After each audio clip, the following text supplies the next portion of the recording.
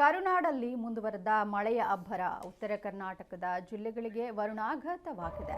ಸೇತುವೆಗಳು ಜಲಾವೃತವಾಗಿದ್ದು ಸಂಚಾರ ಸಂಪೂರ್ಣ ಬಂದ್ ಆಗಿದೆ.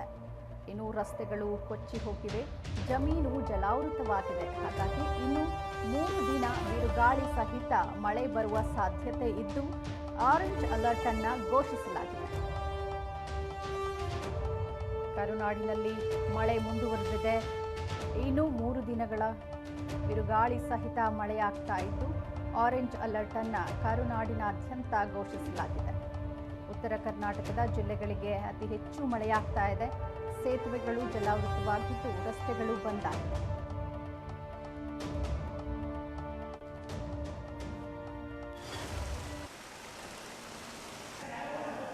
ಇನ್ನು ಕರ್ನಾಟಕದಾದ್ಯಂತ 3 ದಿನಗಳವರೆಗೆ ಅತಿ ಹೆಚ್ಚು ಮಳೆಯಾಗಲಿದ್ದು ಹವಾಮಾನ ಇಲಾಖೆಯಿಂದ ಆರೆಂಜ್ ಅಲರ್ಟ್ ಅನ್ನು ಘೋಷಿಸಲಾಗಿದೆ. ಇನ್ನು 3 ದಿನಗಳವರೆಗೆ ಹವಾಮಾನ ಇಲಾಖೆ ಆರೆಂಜ್ ಅಲರ್ಟ್ ಅನ್ನು ಘೋಷಿಸಿದೆ.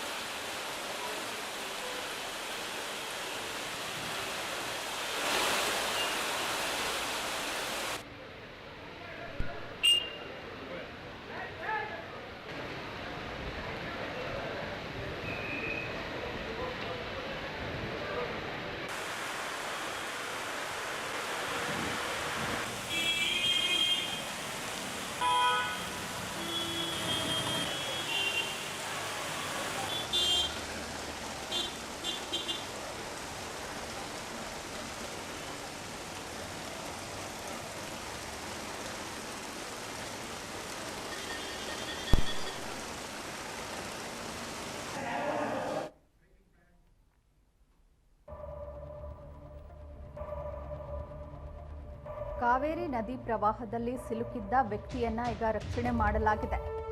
ವ್ಯಕ್ತಿಯನ್ನ ರಕ್ಷಣೆ ಮಾಡಿದ ಅಗ್ನಿಶಾಮಕ ಸಿಬ್ಬಂದಿ ಶ್ರೀರಂಗಪಟ್ಟಣ ಟೌನ್ನ ರೈಲ್ವೆ ನಿಲ್ದಾಣದ ಬಳಿ ಈ ಘಟನೆ ನಡೆದಿತ್ತು. ಕಾವೇರಿ ನದಿ ಪ್ರವಾಹದಲ್ಲಿ ಸಿಲುಕಿದ್ದಂಥ ವ್ಯಕ್ತಿಯನ್ನ ರಕ್ಷಣೆ ಮಾಡಲಾಗಿದೆ. ರಕ್ಷಣಾ ಸಿಬ್ಬಂದಿ ಅಗ್ನಿಶಾಮಕ ಸಿಬ್ಬಂದಿಯಿಂದ ರಕ್ಷಣಾ ಕಾರ್ಯ ನಡೆದಿದೆ. ಶ್ರೀರಂಗಪಟ್ಟಣ ಟೌನ್ನ ರೈಲ್ವೆ ನಿಲ್ದಾಣದ ಬಳಿ ಈ ಘಟನೆ ನಡೆದಿತ್ತು.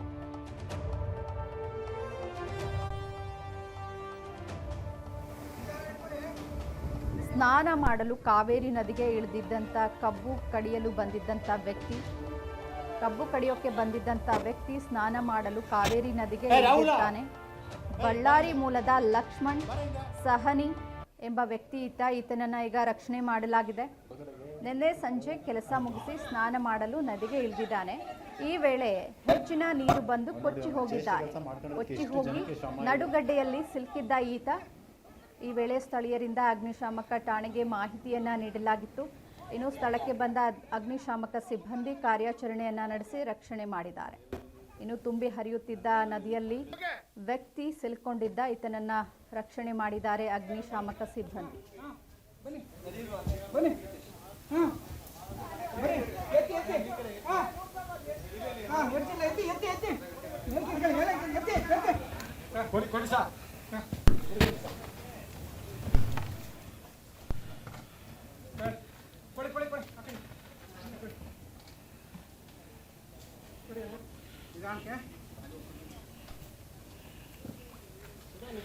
ಹೆಚ್ಚು ಕಡಿಮೆ ಒಂದು 3 ದಿನದಿಂದ ಇಲ್ಲೇ ಕೂತಿದ್ರಂತೆ. ಅವರು ಹೇಳೋ ಪ್ರಕಾರ ಮಹಾರಾಷ್ಟ್ರದವರು ತಲೆ ಸುತ್ತ ಬಂದು ಯಾರೋ ತಳ್ಳಿದ್ರು ಅಂತ ಹೇಳ್ತಾರೆ. ಕೆಲವೊಂದ್ಸಲ ತಲೆ ಸುತ್ತ ಬಂದು ಬಿದ್ದೆ ಅಂತ ಹೇಳ್ತಾರೆ. ನಮಗೆ ರೀಸೆಂಟಾಗಿ ಒಂದು 10 ನಿಮಿಷ ಕಾಲ್ ಬಂತು. ಹೆಚ್ಚು ಕಡಿಮೆ ವೆಹಿಕಲ್ಲು ಇಲ್ಲಿ ತನಕ ಬರೋದಕ್ಕೆ ಒಂದು ಅರ್ಧ ಕಿಲೋಮೀಟರ್ 3-4 ಕಿಲೋಮೀಟರ್ ಇದೆ. ಬೋಟ್ ಹೊತ್ಕೊಂಡು ಇಲ್ಲಿ ಬಂದು ನೀರಲ್ಲಿ ಇಳಿಸಿ ಸ್ಥಳೀಯರೆಲ್ಲ ಹೆಲ್ಪ್ ಮಾಡಿದ್ರು. ಪ್ರೆಸ್ ಅವರು ಹೆಲ್ಪ್ ಮಾಡಿದ್ರು. ನಾವೆಲ್ಲ ಜನ ಸೇರಿ ಬೋಟ್ ಹಾಕೊಂಡು ಆಲ್ರೆಡಿ ಈಗ 80,000 ಕ್ಯೂಸೆಕ್ ನೀರಿದೆ. ಈ ನೀರಲ್ಲಿ ಬೋಟ್ ಹಾಕೋದು ತುಂಬ ಕಷ್ಟ. ಅಪೋಸಿಟ್ ಆ್ಯಕ್ಷನ್ ಹೋಗಿ ಇವ್ರನ್ನ ಕರ್ಕೊಂಬಂದು ಸೇಫಾಗಿ ಇಲ್ಲಿ ಕರ್ಕೊಂಬಂದ್ವಿ. 3 ದಿನದಿಂದ ಏನು ಊಟ ಮಾಡಿಲ್ಲ. ಇನ್ನೊಂಚೂರು ಹಾಸ್ಪಿಟಲ್ ತೋರಿಸಿ ಊಟ ಮಾಡಿಸ್ತೀವಿ.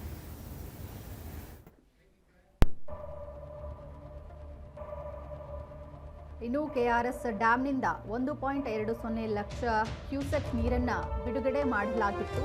ಈ ಹಿನ್ನೆಲೆಯಲ್ಲಿ ಡ್ಯಾಂ ಕೆಳಗಿನ ಕಾವೇರಿ ನದಿ ಪಾತ್ರದಲ್ಲಿ ಪ್ರವಾಹದ ಪರಿಸ್ಥಿತಿ ಎದುರಾಗಿದೆ. ಪ್ರಸಿದ್ಧ ರಂಗನತಿಟ್ಟು ಪಕ್ಷಿಧಾಮದಲ್ಲಿ ದೋಣಿ ವಿಹಾರವನ್ನು ಸ್ಥಗಿತಗೊಳಿಸಲಾಗಿದೆ. ಕೆಆರ್ಎಸ್ ಡ್ಯಾಂನಿಂದ 1.20 ಲಕ್ಷ ಕ್ಯೂಸೆಕ್ ನೀರನ್ನು ಹೊರಬಿಡಲಾಗಿತ್ತು. ಡ್ಯಾಂ ಕೆಳಗಿನ ಕಾವೇರಿ ನದಿ ಪಾತ್ರದಲ್ಲಿರುವ ಜನರಲ್ಲಿ ಈಗ ಪ್ರವಾಹದ ಪರಿಸ್ಥಿತಿ ಭೀತಿ ಉಂಟಾಗಿದೆ. ಪ್ರಸಿದ್ಧ ರಂಗನತಿಟ್ಟು ಪಕ್ಷಿಧಾಮದಲ್ಲಿ ದೋಣಿ ವಿಹಾರ ಸ್ಥಗಿತವಾಗಿದೆ. ದೋಣಿ ವಿಹಾರ ಸ್ಥಗಿತಗೊಳಿಸಿದ್ದಾರೆ. ಹಾಗೆ ಪ್ರವಾಸಿಗರಿಗೆ ಪ್ರವೇಶವನ್ನ ನಿರ್ಬಂಧಿಸಲಾಗಿದೆ.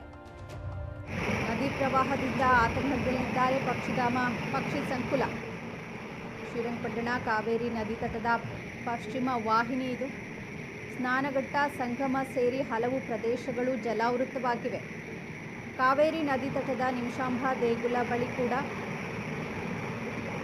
ನದಿ ಬಳಿಗೆ ತೆರಳಲು ಜನರಿಗೆ ನಿರ್ಬಂಧ ಹೇರಲಾಗಿದೆ. ನಿಮಿಷಾಂಬ ಬಳಿ ಭಕ್ತರ ಸ್ನಾನಘಟ್ಟ ಹಾಗೂ ಸ್ನಾನಗೃಹ ಜಲಾವೃತವಾಗಿದ್ದು ನಿರ್ಬಂಧ ಹೇರಲಾಗಿದೆ. ಇನ್ನು ಪಶ್ಚಿಮ ವಾಹಿನಿ ಹಾಗೂ ಸ್ನಾನಘಟ್ಟ ಶ್ರದ್ಧಾ ಕೇಂದ್ರಗಳು ಬಹುತೇಕ ಮುಳುಗಡೆಯಾಗಿವೆ. ಚೆಕ್ ಪೋಸ್ಟ್ ಬಳಿಯ ಸಾಯಿ ಮಂದಿರಕ್ಕೂ ಕೂಡ ಕಾವೇರಿ ನೀರು ನುಗ್ಗಿದೆ.